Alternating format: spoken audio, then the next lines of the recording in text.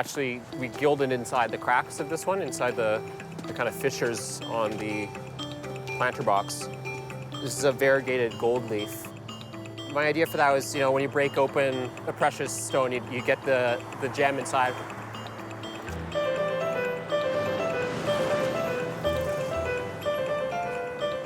As citizens of a city, we often assume someone is looking after it, when often they aren't. It's much more of a Wild West in public space than people think it is.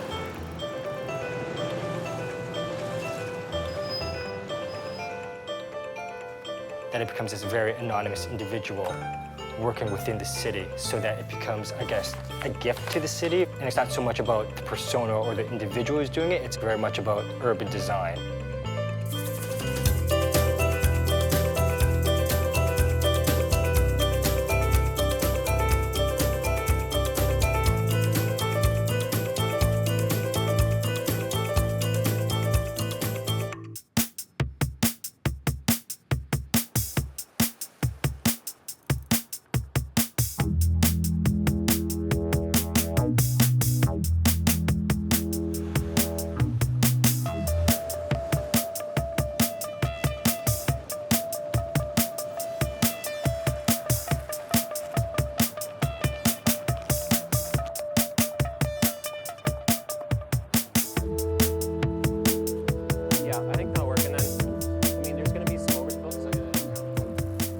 I moved from an interest in graffiti art and started really following what was happening with other types of interventions and street art, you might call it.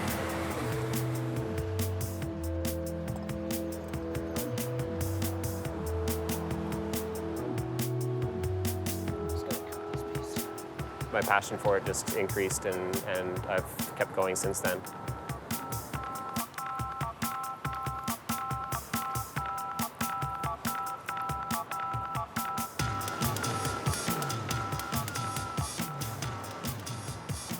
I was thinking about alternative ways of getting up, and what I decided to do was start engraving padlocks and being able to just lock them around the city. You occasionally see locks locked to things like bicycle locks that people have forgotten, and they're there for forever. So I thought this would be a great way to, especially in the wintertime when it's cold, do some projects on the inside and then just slap them up outside nice and quick.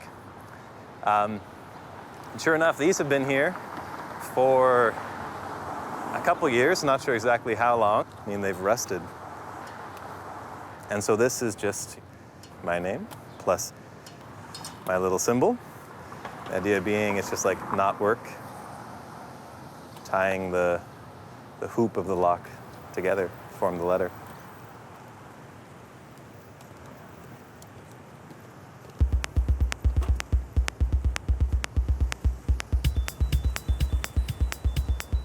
Of course, street art came out of graffiti, and graffiti used to be, in the very early days, kids, writing their name, and when they got to a certain age, they actually passed that name on to someone else. So you'd have the next generation.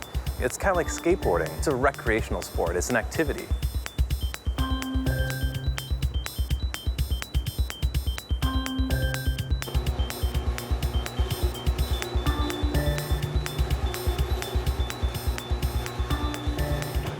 And there are people out there who kind of get off on the thrill of it and the adrenaline and the idea that it's an art crime. For me, I never liked that.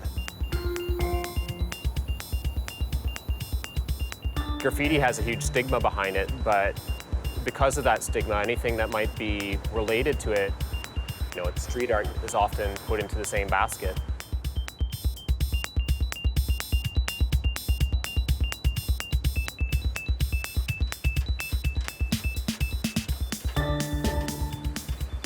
The great thing about working outdoors is that it's always hungry. There's no end to it. There's always room for more work. And also, it's not precious. You just work hard, you work a lot, you're always working, and it doesn't matter. It gets wiped out, it gets erased, and that's kind of really liberating in a way.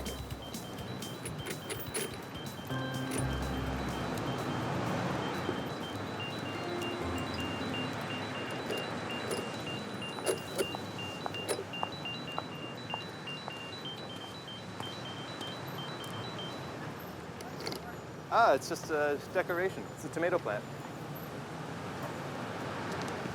The reward is so much higher, and especially for a young artist, what you really want more than anything else is just that audience.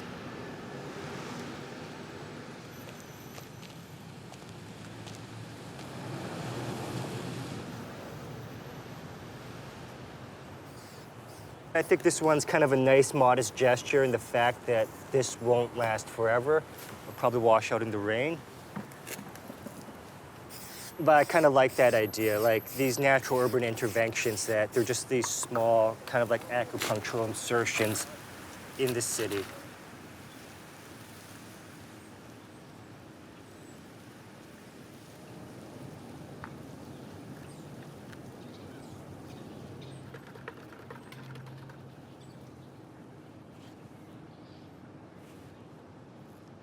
These are just small sketchbook ideas and could probably take it a lot further than what I'm suggesting here.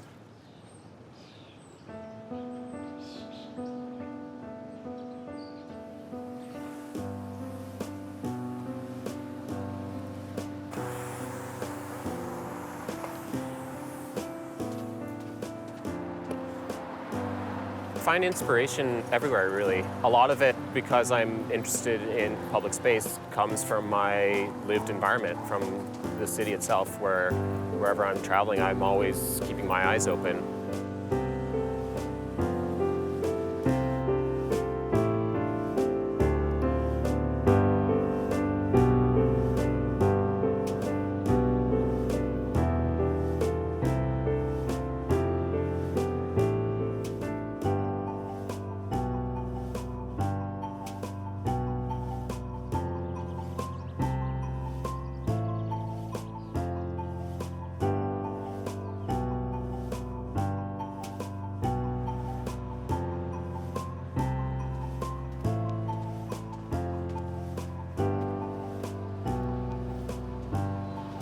This plant-based work, that's definitely part of my interest in doing it, is to look more at our destruction of the environment, but also how we might be able to start improving it.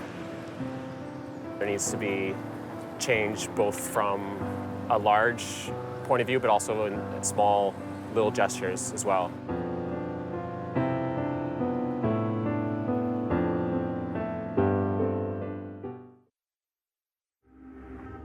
But when they reveal to us all the doubts, all the maybe psychological fragilities, all the angers, we get frightened and we cut off. In so many ways, we're just a lonely people. There's a lot of disconnect in modern cities. It's sort of a mollification of public space, you know? You're allowed to come as long as you're there to spend money. You shouldn't really loiter too long, and this line between private and public is really getting blurred much more towards the private. This is your city, but it's not really. You're just a tenant here.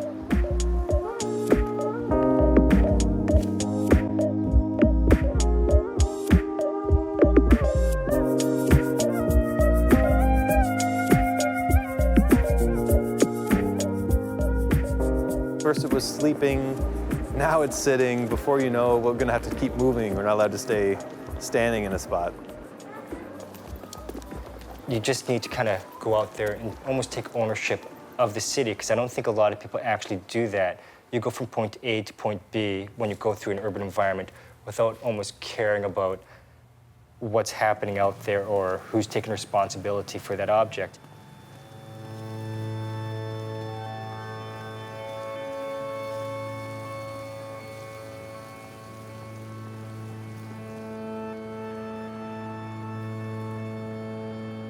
No one actually does take responsibility for what happens unless something goes horrendously wrong.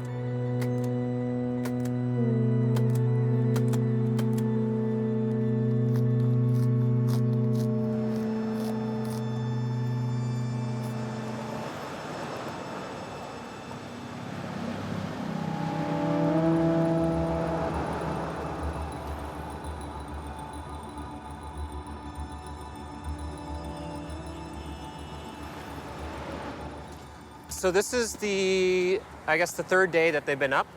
You can see our cuts a little bit, but the grass is doing really well. The rain probably helped quite a bit, actually.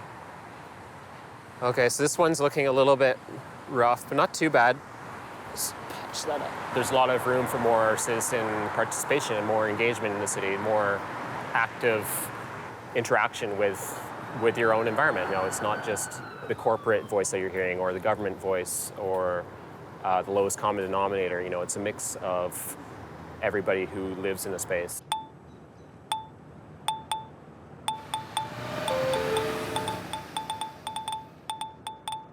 When you do this sort of art process, you're wandering around the streets a lot, you're exploring weird sort of areas of the city. Without changing a thing, the whole city is reimagined as like a playground. And you really get to know the city. And as this process goes on over the years, if you stay active, you are really having an impact. You are changing this, even if it's not lasting, you are literally changing it. We still have these junky flyer boxes all over the city, littered everywhere. Half the time they're being used as garbage cans. Apparently the way this industry works is they work off of advertising revenue. So they claim a certain amount of circulation, but it's cheaper for them not to actually go out and put these junky flyers in every flyer box.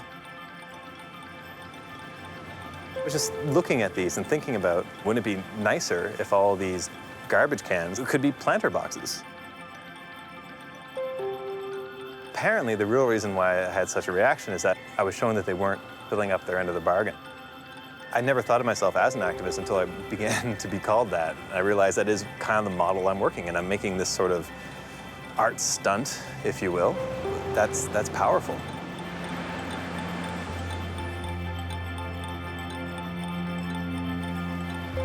Advertising is the major medium of communication outdoors, but at the end of the day, it's only meant to sell something.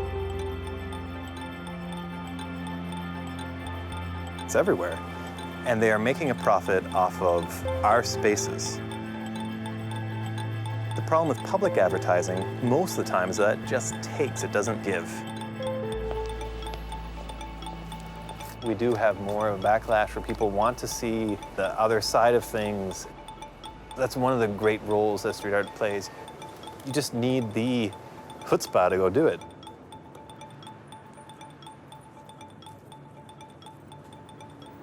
One of my goals is to bring extra attention to how our city is shaped and how our culture and laws are shaped as well, because people take the status quo for granted a lot of the time. I think a lot of it comes down to just public opinion, so things can actually change if there's enough public will. I know, maybe it happens, fair enough. We just like to see it's a little bit of an urban wall, green wall.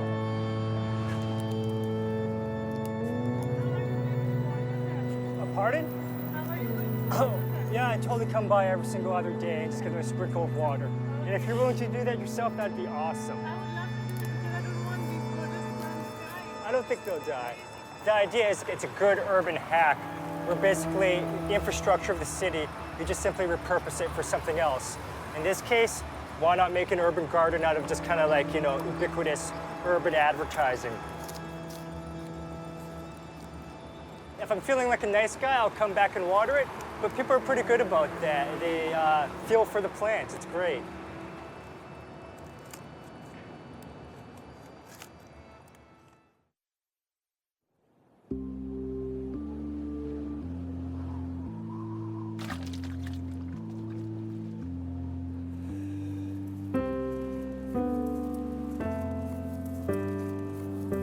So that's C-H-I. L-L-I-N-G.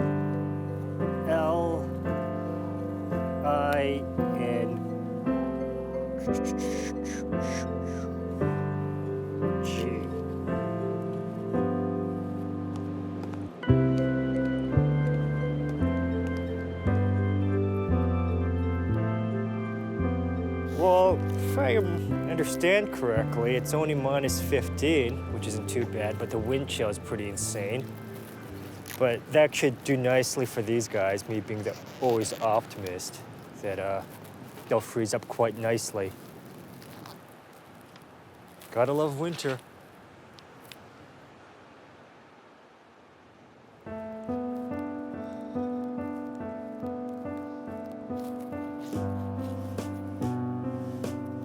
I love the idea of semi-permanence and ephemerality, because I guess with old school street art and whatnot, it was always very much about making a permanent mark, saying that you're out there.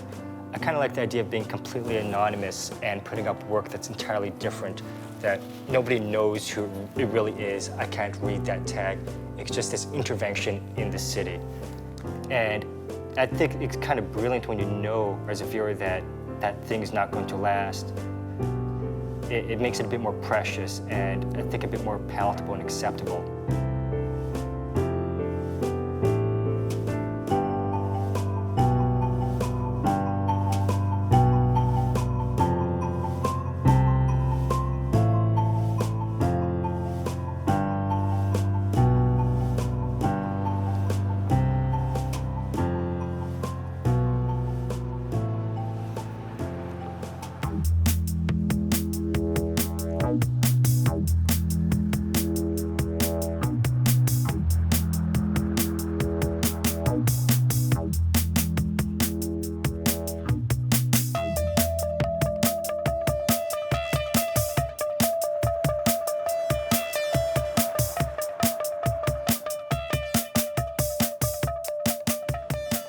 There's so many issues around public space. It's not a neutral blank canvas. There is nowhere in this city that is neutral. When you make a piece or put it up, it's political.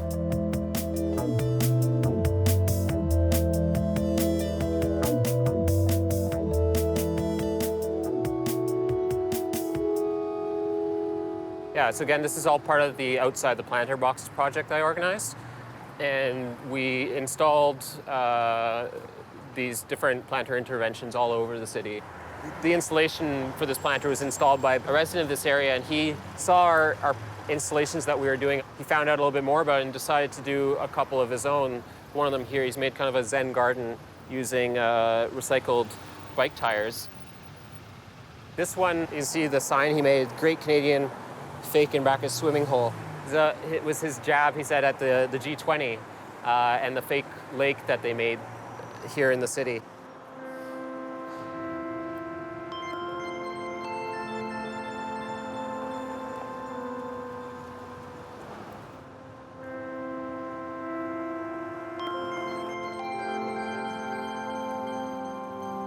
So this planter, the art was made by Karen Abel. It was just full of garbage.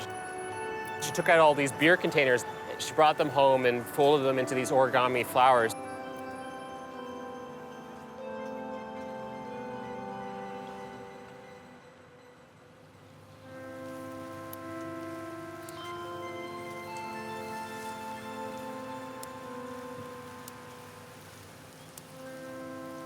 Admittedly, I kind of happened across this whole idea because, quite frankly, I was bored with work, bored with my life. And that's nobody else's problem but mine. This incredibly vibrant city, but like, why is it that I can't do anything interesting or special with it? There's this bureaucracy around public and private spaces. If you start playing with those boundaries, I think you get pretty nice and interesting results.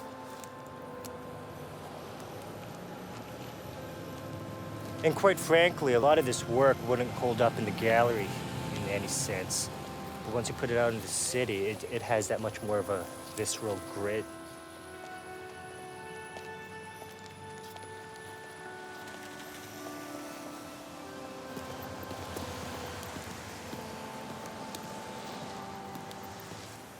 This idea of public-private space is a very black and white argument, and I think there's this gray zone that we all need to acknowledge. That the city these days isn't built like that anymore.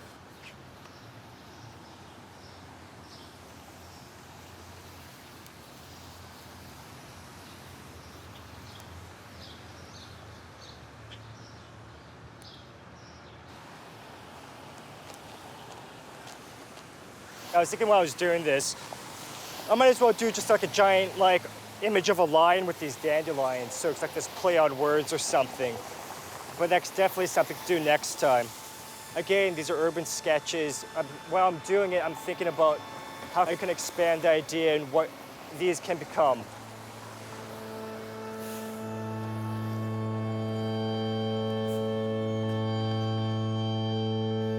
That's a lot of dandelions. Fair enough, fair enough. Oh, here. Nice to meet you. See you around Austin a lot. Cheers. A lot of people pass by without noticing it, and that's fine. But it is rewarding to know that I am in a city where interesting things happen.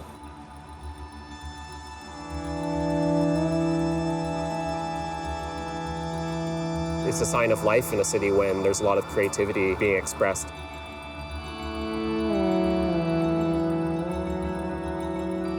Projects like this can really highlight a problem and then allow change to happen. That's powerful.